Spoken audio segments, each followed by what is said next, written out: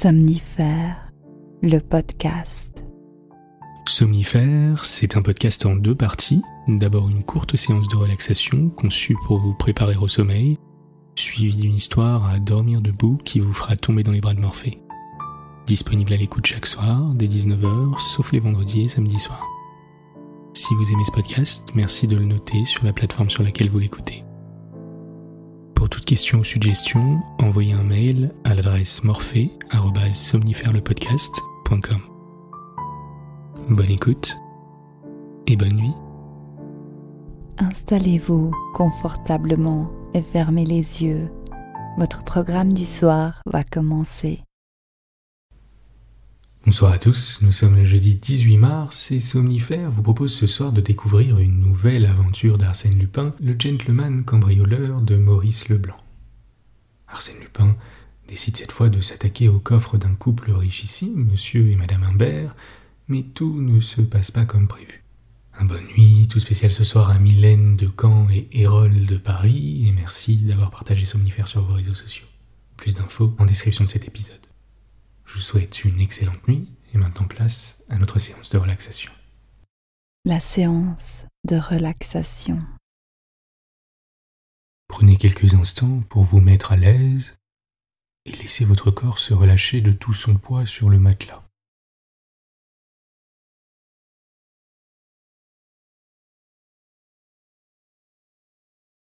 Fermez les yeux, faites en sorte de relâcher les tensions musculaires, de détendre vos épaules.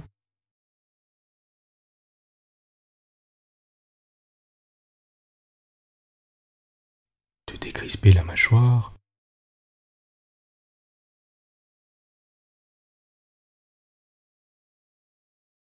De lisser votre front.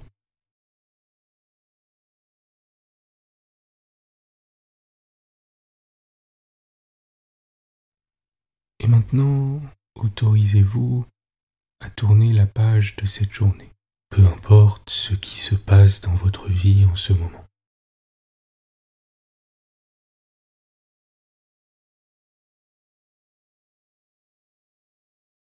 Je vais vous demander à présent de penser à 3 choses qui se sont passées ces dernières 72 heures et pour lesquelles vous ressentez de la reconnaissance, qui vous ont fait plaisir, même un court instant, ou qui vous ont fait sourire. Ce peut être une petite attention de quelqu'un de votre famille, un texto que vous avez reçu, le sourire d'un inconnu, votre animal de compagnie, un bon repas que vous vous êtes offert, un bain moussant. Peu importe, même si vous n'êtes pas sorti ces derniers jours ou n'avez vu personne, même si vous traversez des moments difficiles, trouvez 3 choses pour lesquelles vous ressentez de la reconnaissance.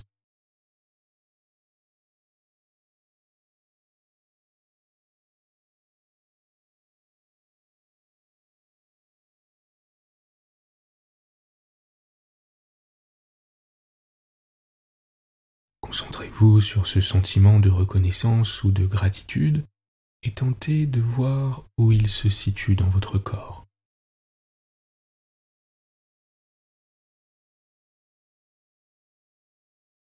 Est-ce qu'il se situe au niveau de votre cœur, de votre poitrine? Est-ce qu'il s'agit d'une chaleur diffuse? Qu'est-ce qui le rend agréable?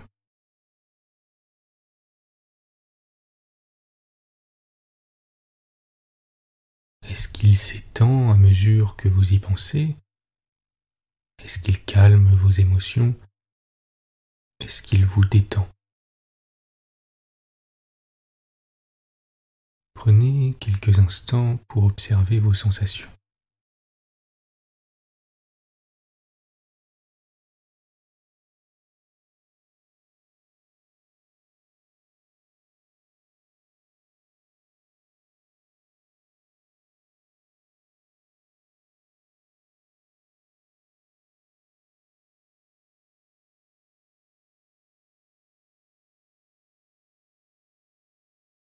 Portez Portez votre attention sur votre corps et ressentez son poids contre le matelas.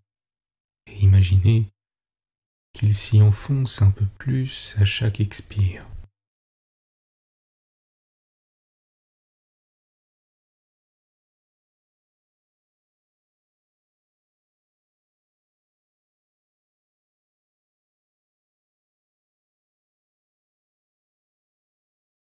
Ressentez le contact de votre peau avec la couverture, avec les draps, et autorisez-vous à complètement déconnecter, à profiter de cet instant de détente agréable.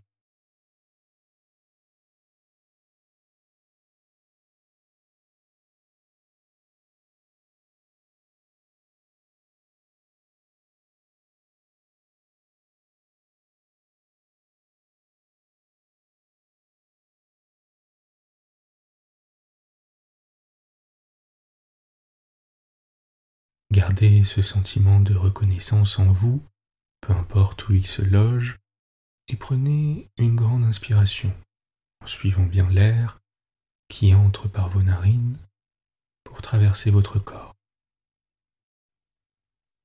Puis expirez à votre rythme en relâchant toutes les tensions.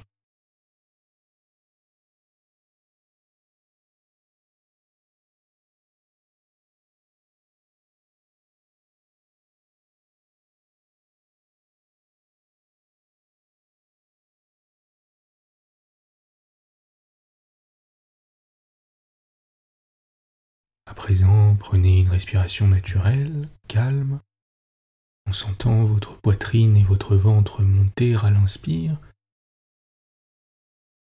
et redescendre à l'expire, comme un agréable massage.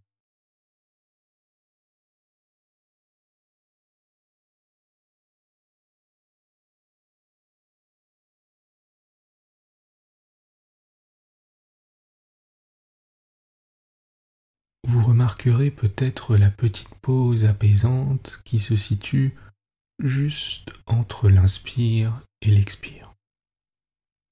Si ce n'est pas le cas, observez attentivement. Juste après l'inspire, juste avant l'expire, il y a une petite pause. Puis après l'expire, et juste avant l'inspire, une petite pause également, hors du temps.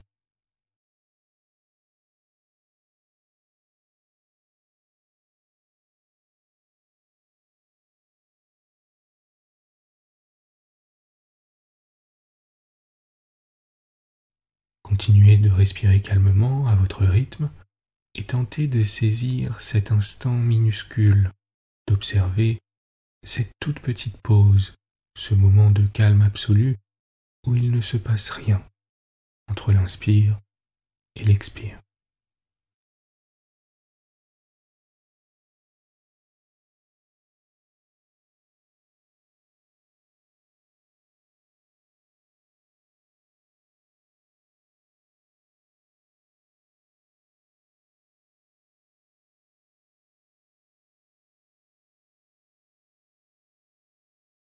Il n'y a rien que vous ayez à faire, nulle part où aller, rien à penser, rien à accomplir, pas de posture à donner, de rôle à jouer, de tâches à réaliser, absolument rien de tout ça.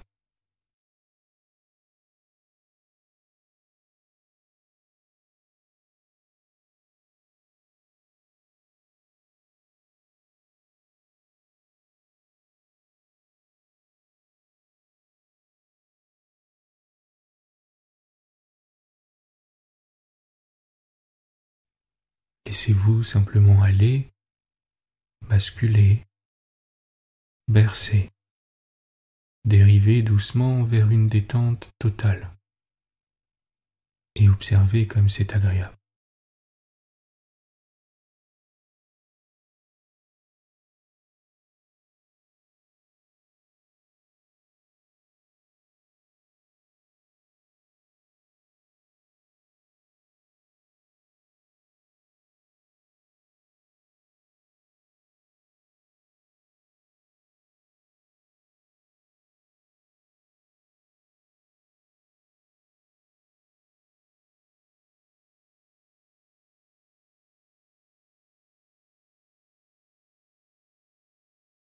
Prenez maintenant quelques instants pour ne rien faire d'autre que de profiter de cette sensation agréable de détente et de quiétude.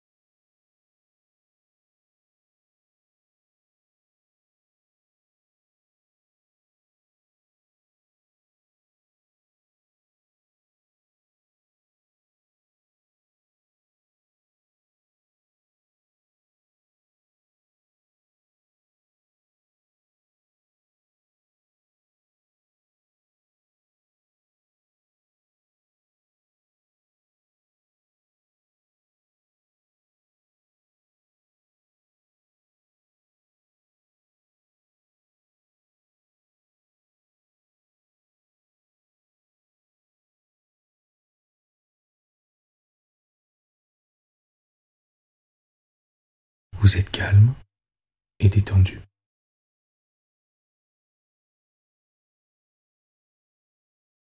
L'histoire du soir. Maurice Leblanc, Arsène Lupin, le coffre de Madame Imbert. À 3 heures du matin, il y avait encore une demi-douzaine de voitures devant un des petits hôtels de peintres qui composent l'unique côté du boulevard Berthier. La porte de cet hôtel s'ouvrit, un groupe d'invités, hommes et dames, sortirent. 4 voitures filèrent de droite et de gauche et il ne resta sur l'avenue que 2 messieurs qui se quittèrent au coin de la rue de Courcelles où demeurait l'un d'eux. L'autre résolut de rentrer à pied jusqu'à la porte Maillot. Il traversa donc l'avenue de Villiers et continua son chemin sur le trottoir opposé aux fortifications. Par cette belle nuit d'hiver, pure et froide, il y avait plaisir à marcher. On respirait bien. Le bruit des pas résonnait allègrement. Mais au bout de quelques minutes, il eut l'impression désagréable qu'on le suivait. De fait, s'étant retourné, il aperçut l'ombre d'un homme qui se glissait entre les arbres. Il n'était point peu heureux, cependant il hâta le pas afin d'arriver le plus vite possible à l'octroi des ternes. Mais l'homme se mit à courir. Assez inquiet, il jugea plus prudent de lui faire face et de tirer son revolver de sa poche. Il n'en eut pas le temps, l'homme l'assaillit violemment, et tout de suite, une lutte s'engagea sur le boulevard désert, lutte à bras-le-corps, où il sentit aussitôt qu'il avait le désavantage. Il appela au secours, se débattit, et fut renversé contre un tas de cailloux, serré à la gorge, bâillonné d'un mouchoir que son adversaire lui enfonçait dans la bouche.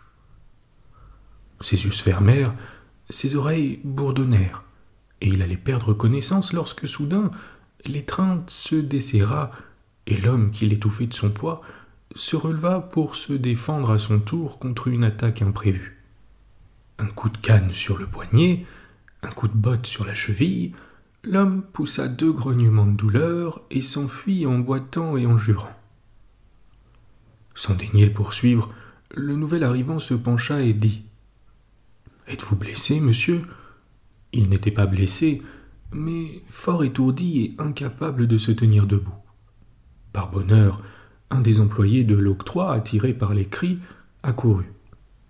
Une voiture fut requise, le monsieur y prit place accompagné de son sauveur, et on le conduisit à son hôtel de l'avenue de la Grande Armée.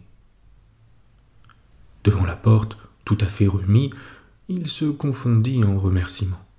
« Je vous dois la vie, monsieur. Veuillez croire que je ne l'oublierai point. Je ne veux pas effrayer ma femme en ce moment, mais je tiens à ce qu'elle vous exprime elle-même dès aujourd'hui toute ma reconnaissance. » Il le pria de venir déjeuner et lui dit son nom. Ludovic Imbert, ajoutant Puis-je savoir à qui ai-je l'honneur ?» ?»« Mais certainement, » fit l'autre, et il se présenta. « Arsène Lupin. » Arsène Lupin n'avait pas alors cette célébrité que lui ont valu l'affaire Cahorn, son évasion de la santé et tant d'autres exploits retentissants. Il ne s'appelait même pas Arsène Lupin. Ce nom auquel l'avenir réservait un tel lustre fut spécialement imaginé pour désigner le sauveur de M. Humbert. Et l'on peut dire que c'est dans cette affaire qu'il reçut le baptême du feu. Prêt au combat, il est vrai, armé de toutes pièces mais sans ressources, sans l'autorité que donne le succès, Arsène Lupin n'était qu'apprenti dans une profession où il devait bientôt passer maître. Aussi, quel frisson, quelle joie à son réveil quand il se rappela l'invitation de la nuit. Enfin, il touchait au but. Enfin, il entreprenait une œuvre digne de ses forces et de son talent. Les millions des Humbert, quelle proie magnifique pour un appétit comme le sien. Il fit une toilette spéciale, redingote râpée, pantalon élimé, chapeau de soie un peu rougeâtre, manchettes et faux col effiloqués, le tout fort propre, mais sentant la misère. Comme cravate, un ruban noir épinglé d'un diamant de noix à surprise. Et ainsi accoutré, il descendit l'escalier du logement qu'il occupait à Montmartre. Au 3e étage, sans s'arrêter, il frappa du pommeau de sa canne sur le battant d'une porte close. Dehors, il gagna les boulevards extérieurs, un tramway passé, il y prit place, et quelqu'un qui marchait derrière lui, le locataire du 3e étage, s'assit à son côté. Au bout d'un instant, cet homme lui dit : « Eh bien, patron ? » ?»« Eh bien, c'est fait. »« Comment ? » ?»« J'y déjeune. »« Vous y déjeunez ? Tu ne voudrais pas, j'espère, que j'eusse exposé gratuitement des jours aussi précieux que les miens. J'ai arraché M. Ludovic Humbert à la mort certaine que tu lui réservais. M. Ludovic Humbert est une nature reconnaissante. Il m'invite à déjeuner. » Un silence, et l'autre hasarda. « Alors vous n'y renoncez pas ? » ?»« Mon petit, » fit Arsène, « si j'ai machiné la petite agression de cette nuit, si je me suis donné la peine à 3 heures du matin, le long des fortifications, de t'allonger un coup de canne sur le poignet et un coup de pied sur le tibia, risquant ainsi d'endommager mon unique ami, ce n'est pas pour renoncer maintenant au bénéfice d'un sauvetage si bien organisé. Mais les bruits qui courent sur la fortune, laisse-les courir. Il y a 6 mois que je poursuis l'affaire, 6 mois que je me renseigne, que j'étudie, que je tends mes filets, que j'interroge les domestiques, les prêteurs et les hommes de paille, 6 mois que je vis dans l'ombre du mari et de la femme. Par conséquent, je sais à quoi m'en tenir. Que la fortune provienne du vieux Broford, comme ils le prétendent, ou d'une autre source, j'affirme qu'elle existe. Et puisqu'elle existe, elle est à moi. Bigre, 100 millions, mettons-en 10 ou même 5, n'importe, il y a de gros paquets de titres dans le coffre-fort. C'est bien le diable si un jour ou l'autre, je ne mets pas la main sur la clé. Le tramway s'arrêta à place de l'Étoile. L'homme murmura. Ainsi, pour le moment, rien à faire. Je t'avertirai. Nous avons le temps. 5 minutes après, Arsène Lupin montait le somptueux escalier de l'hôtel Humbert et Ludovic le présentait à sa femme. Gervaise était une bonne petite dame, toute ronde, très bavarde. Elle fit à Lupin le meilleur accueil. « J'ai voulu que nous soyons seuls à fêter notre sauveur, » dit-elle. Et dès l'abord, on traita notre sauveur comme un ami d'ancienne date. Au dessert, l'intimité était complète et les confidences allèrent bon train.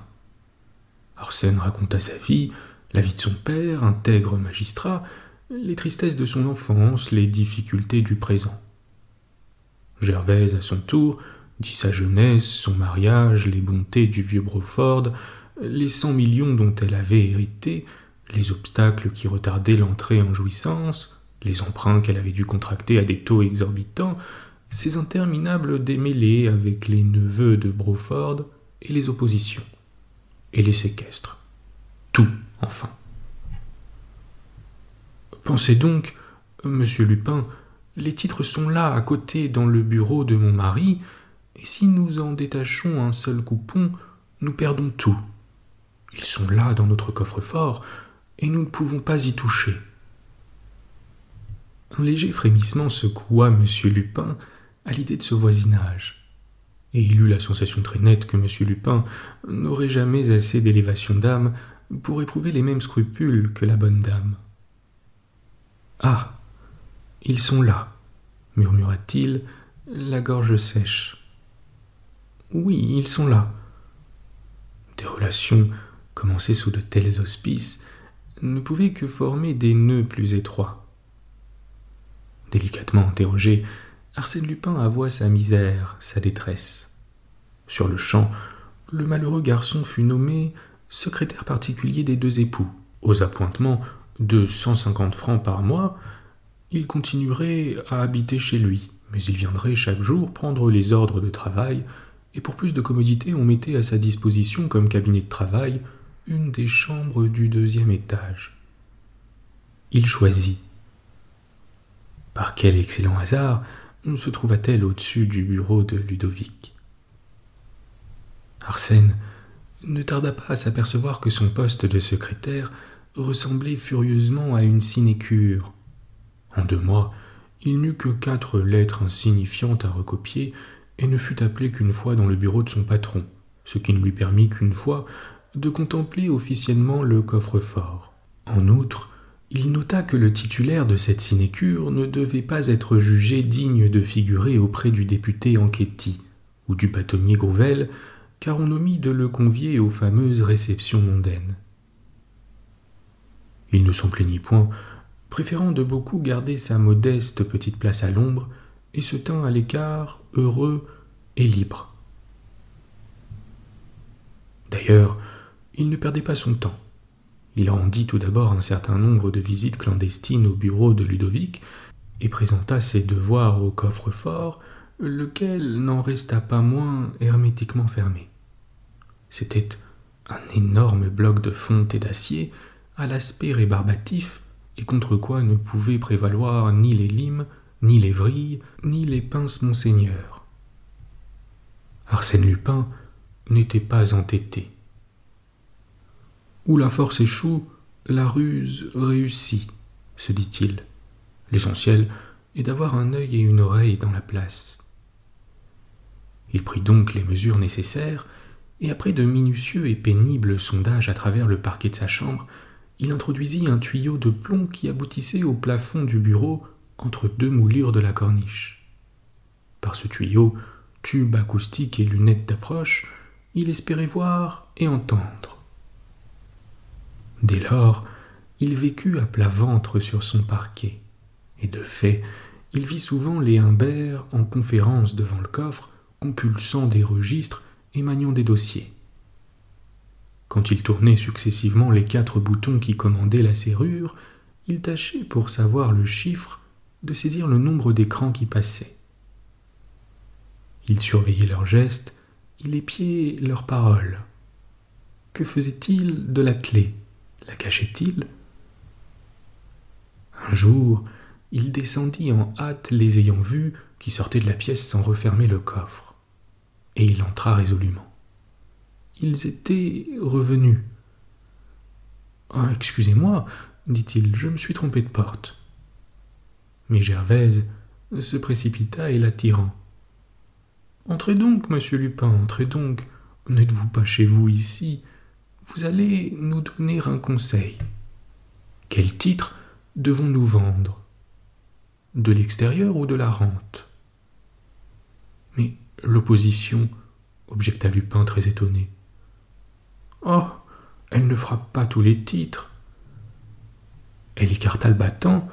Sur les rayons s'entassaient des portefeuilles ceinturés de sangles. Elle en saisit un, mais son mari protesta.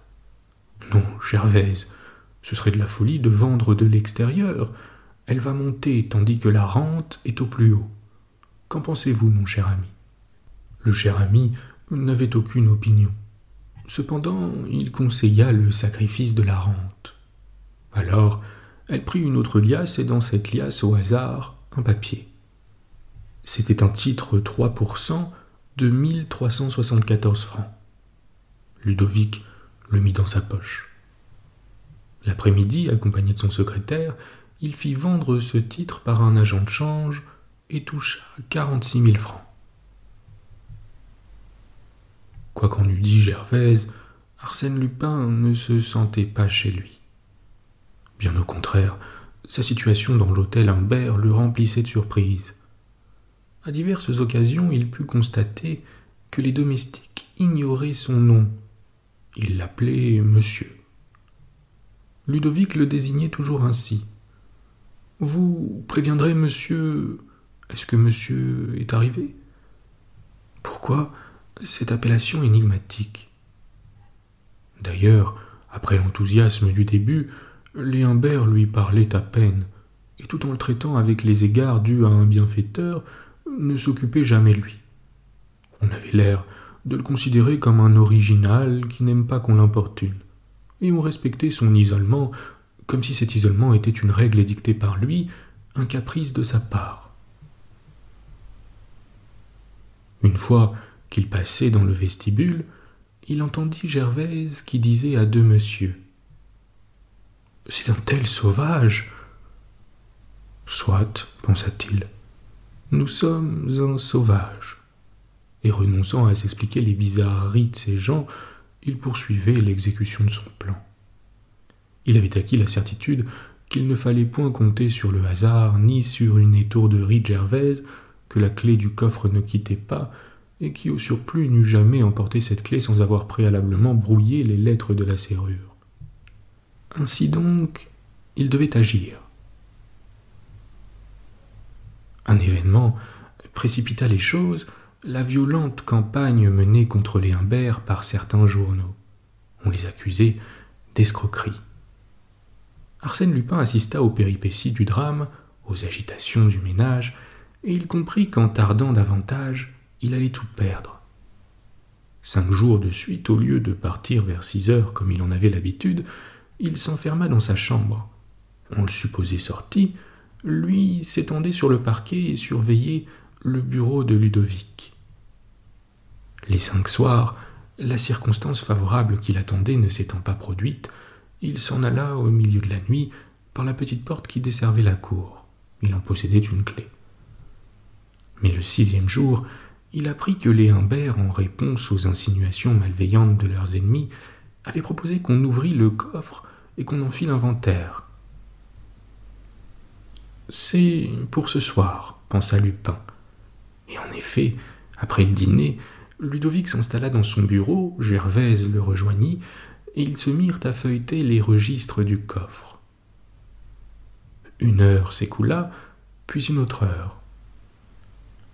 Il entendit les domestiques qui se couchaient. Maintenant, il n'y avait plus personne au premier étage. Minuit. Les Humbert continuaient leur besogne. « Allons-y, » murmura Lupin. Il ouvrit sa fenêtre, elle donnait sur la cour et l'espace, par la nuit sans lune et sans étoiles, était obscur.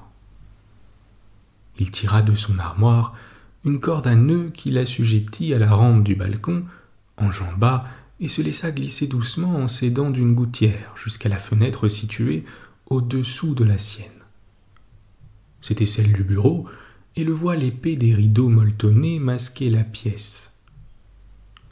Debout sur le balcon, il resta un moment immobile, l'oreille tendue et l'œil aux aguets. Tranquillisé par le silence, il poussa légèrement les 2 croisées. Si personne n'avait eu soin de les vérifier, elle devait céder à l'effort, car lui, au cours de l'après-midi, en avait tourné l'espagnolette de façon qu'elle n'entrât plus dans les gâches. Les croisées cédèrent. Alors, avec des précautions infinies, il les entrebâilla davantage. Dès qu'il put glisser la tête, il s'arrêta. Un peu de lumière filtrait entre les 2 rideaux mal joints. il aperçut Gervaise et Ludovic assis à côté du coffre. Ils n'échangeaient que de rares paroles et à voix basse absorbés par leur travail.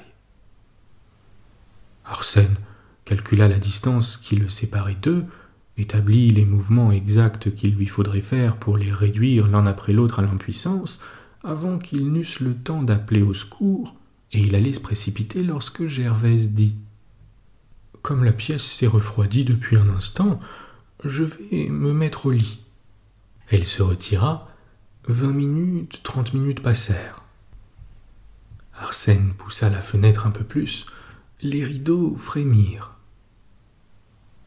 Il poussa encore, Ludovic se retourna et voyant les rideaux gonflés par le vent, se leva pour fermer la fenêtre. Il n'y eut pas un cri, pas même une apparence de lutte. En quelques gestes précis et sans lui faire le moindre mal, Arsène l'étourdit, lui enveloppa la tête avec le rideau, le ficela, et de telle manière que Ludovic ne distingua même pas le visage de son agresseur. Puis rapidement, il se dirigea vers le coffre, saisit 2 portefeuilles qu'il mit sous son bras, sortit du bureau, descendit l'escalier, traversa la cour et ouvrit la porte de service. Une voiture stationnait dans la rue. « Prends cela d'abord, » dit-il au cocher, « et suis-moi. » Il retourna jusqu'au bureau. En 2 voyages, ils vidèrent le coffre.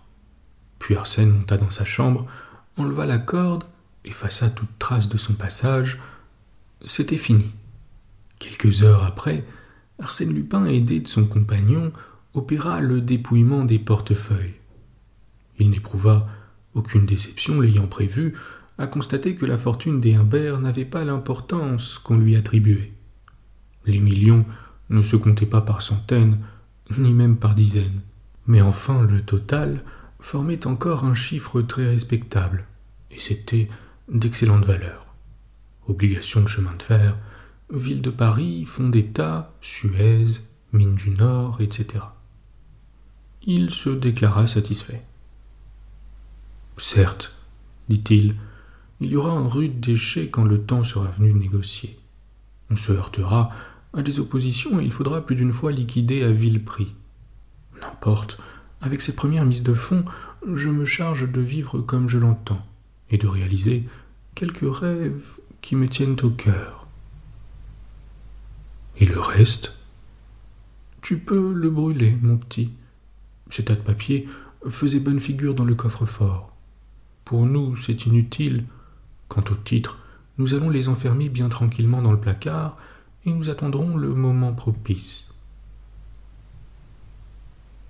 Le lendemain, Arsène pensa qu'aucune raison ne l'empêchait de retourner à l'hôtel Humbert. Mais la lecture des journaux lui révéla cette nouvelle imprévue. Ludovic et Gervaise avaient disparu. L'ouverture du coffre eut lieu en grande solennité. Les magistrats y trouvèrent ce qu'Arsène Lupin avait laissé, peu de choses. Tels sont les faits, et telle est l'explication que donne à certains d'entre eux l'intervention d'Arsène Lupin. J'en tiens le récit de lui-même un jour qu'il était en veine de confidence. Ce jour-là, il se promenait de long en large dans mon cabinet de travail, et ses yeux avaient une petite fièvre que je ne leur connaissais pas. « Somme toute, lui dis-je, c'est votre plus beau coup. » Sans me répondre, il reprit. « Il y a dans cette affaire des secrets impénétrables. Ainsi, même après l'explication que je vous ai donnée, que d'obscurités encore.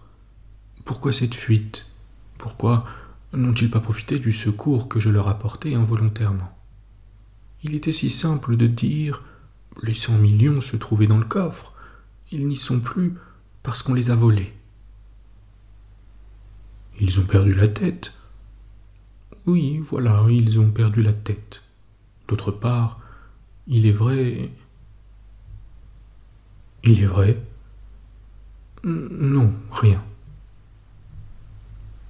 Que signifiait cette réticence ? Il n'avait pas tout dit, c'était visible, et ce qu'il n'avait pas dit, il répugnait à le dire. J'étais intrigué.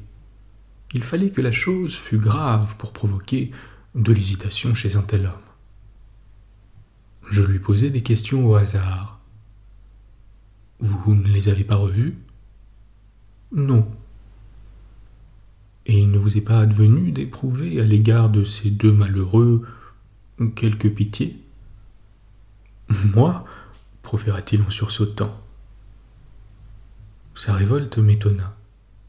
Avais-je touché juste ? J'insistai. Évidemment, sans vous, ils auraient peut-être pu faire face au danger, ou du moins partir les poches remplies. Des remords, c'est bien cela que vous m'attribuez, n'est-ce pas ? Il frappa violemment sur la table. Ainsi, selon vous, je devrais avoir des remords. Appelez cela des remords ou des regrets, bref, un sentiment quelconque. Un sentiment quelconque pour des gens à qui vous avez dérobé une fortune. Quelle fortune ? Enfin, ces 2 ou 3 liasses de titres. Ces 2 ou 3 liasses de titres, je leur ai dérobé des paquets de titres, n'est-ce pas ? Une partie de leur héritage. Voilà ma faute. Voilà mon crime. Mais sacrebleu, mon cher, vous n'avez donc pas deviné qu'ils étaient faux, ces titres. Vous entendez ? Ils étaient faux. Je le regardai, abasourdi. Faux ? Les 4 ou 5 millions ? Faux, s'écria-t-il rageusement. Archi faux. Les obligations, les villes de Paris, les fonds d'État, du papier, rien que du papier. Pas un sou, je n'ai pas tiré un sou de tout le bloc. Et vous me demandez d'avoir des remords. Mais c'est eux qui devraient en avoir. Ils m'ont roulé comme un vulgaire gogo. Ils m'ont plumé comme la dernière de leurs dupes, et la plus stupide. Une réelle colère l'agitait, faite de rancune et d'amour-propre blessé. Mais d'un bout à l'autre, j'ai eu le dessous, dès la première heure. Savez-vous le rôle que j'ai joué dans cette affaire, ou plutôt le rôle qu'ils m'ont fait jouer ? Celui d'André Broford. Oui, mon cher, et je n'y ai vu que du feu. C'est après, par les journaux et en rapprochant certains détails, que je m'en suis aperçu. Tandis que je posais au bienfaiteur, au monsieur qui a risqué sa vie pour vous tirer de la griffe des Apaches, eux, ils me faisaient passer pour un des Broford. N'est-ce pas admirable ? Cet original, qui avait sa chambre au 2e étage, ce sauvage que l'on montrait de loin, c'était Broford. Et Broford, c'était moi. Et grâce à moi, grâce à la confiance que j'inspirais sous le nom de Broford, les banquiers prêtaient et les notaires engageaient leurs clients à prêter. Quelle école pour un débutant! Je vous jure que la leçon m'a servi. Il s'arrêta brusquement, me saisit le bras, et il me dit d'un ton exaspéré, où il était facile cependant de sentir des nuances d'ironie et d'admiration. Il me dit cette phrase ineffable. « Mon cher, à l'heure actuelle, Gervaise Imbert me doit 1500 francs. » Pour le coup, je ne pus m'empêcher de rire. C'était vraiment d'une bouffonnerie supérieure. Et lui-même eut un accès de franche gaieté. « Oui, mon cher, 1500 francs. Non seulement je n'ai pas palpé le premier sou de mes appointements, mais encore elle m'a emprunté 1500 francs. Toutes mes économies de jeune homme. Et savez-vous pourquoi ? Je vous le donne en 1000. Pour ces pauvres. Comme je vous le dis, pour 2 prétendus malheureux qu'elle soulageait à l'insu de Ludovic. Et j'ai coupé là-dedans. Est-ce assez drôle, hein ? Arsène Lupin refait de 1500 francs et refait par la bonne dame à laquelle il volait 4 millions de titres faux. Et que de combinaisons, d'efforts et de ruses géniales il m'a fallu pour arriver à ce beau résultat. C'est la seule fois que j'ai été roulé dans ma vie. Mais fichtre, je l'ai bien été cette fois-là, et proprement. Bonne nuit. Bonne nuit.